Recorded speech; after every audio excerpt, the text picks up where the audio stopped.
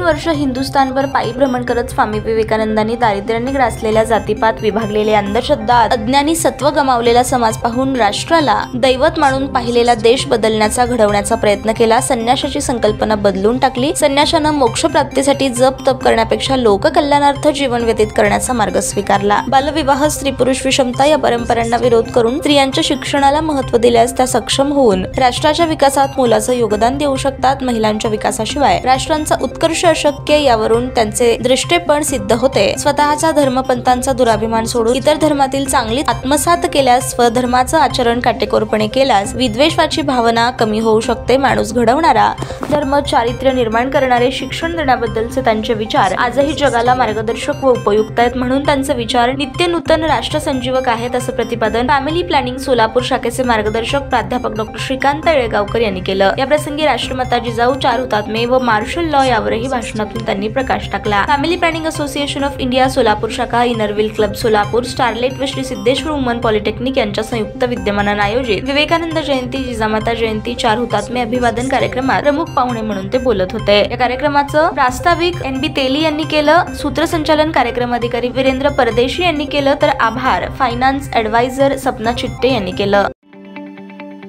ताज्या बातम्या पाहण्यासाठी प्राईम महाराष्ट्र न्यूज चॅनलला सबस्क्राईब करा।